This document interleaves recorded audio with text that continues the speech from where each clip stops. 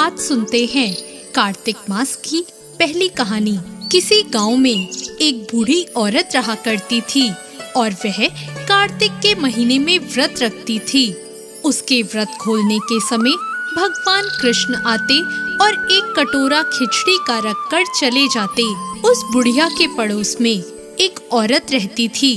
वह रोज इस दृश्य को देखकर बहुत ईर्ष्या करती कि इसका कोई नहीं है, फिर भी इसे खाने के लिए खिचड़ी मिल ही जाती है। एक दिन कार्तिक महीने के स्नान के लिए बूढ़ी औरत गंगा में गई। पीछे से भगवान कृष्ण ने उसके लिए खिचड़ी का कटोरा रख दिया। जब पड़ोसन ने देखा कि खिचड़ी का कटोरा रखा है और बुढ़िया यहाँ नहीं है, तब उसने वो कटोरा उठाकर घर के पिछवाड़े फेंक दिया। कार्तिक स्नान करके जब बूढ़ी औरत घर आई तो उसे खिचड़ी का कटोरा नहीं मिला और वह उस दिन भूखी ही रह गई। बार बार एक ही बात कहती रही, कहाँ गई मेरी खिचड़ी और कहाँ गया मेरा खिचड़ी का कटोरा। और वहीं दूसरी ओर पड़ोसन ने जहाँ खिचड़ी गिराई थी वहाँ एक पौधा उग गया और उसमें 2 फूल खिल गए। फिर एक बार राजा उस ओर से निकला तो उसकी नजर उन दोनों फूलों पर पड़ी और वह उन्हें तोड़कर अपने घर ले आया।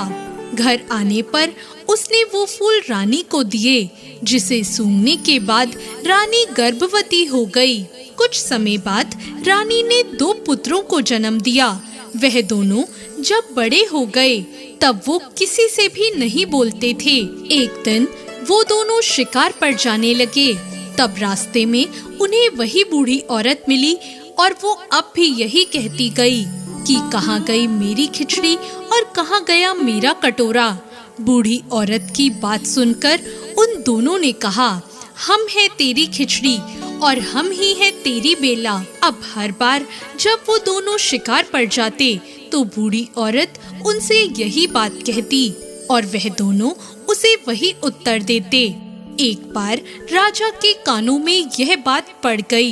ये बात सुनकर राजा को बड़ा आश्चर्य हुआ कि उसके दोनों लड़के किसी से नहीं बोलते, पर ये बुढ़िया से कैसे बात करते हैं। और यही सोचकर राजा ने बुढ़िया को राजमहल बुलवाया और कहा कि मेरे दोनों लड़के किसी से नहीं बोलते, ये तुमसे कैसे बात करते हैं, मुझे बताओ। बुढ़िया ने कहा, महाराज मुझे नहीं पता कि ये मुझसे कैसे बोल लेते हैं। मैं तो कार्तिक का व्रत करती थी और भगवान कृष्ण मुझे खिचड़ी की बेला भरकर दे जाते थे।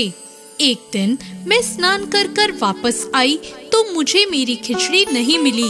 जब मैं कहने लगी कि कहाँ गई मेरी खिचड़ी और कहाँ गया मेरा बेला, तब इन दोनों लड़कों ने कहा कि तुम्हारी पड़ोसन ने तुम्हारी खिचड़ी फेंक दी थी और उसके 2 फूल बन गए थे।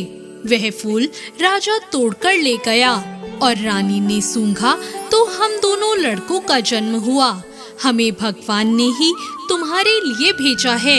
ये सारी बात सुनकर राजा को बड़ी हैरानी हुई और उसने बुढ़िया को महल में ही रहने को कहा और तभी से वो बुढ़िया उनके साथ महल में रहने लगी। हे कार्तिक महाराज, जैसे आपने बुढ़िया की बात सुनी वैसे व्रत करने वालों की भी सुनना। तो कैसी लगी आपको आज की ये कहानी? और कहानियों के लिए हमारे चैनल भक्ति ज्ञान को सब्सक्राइब करें। धन्यवाद।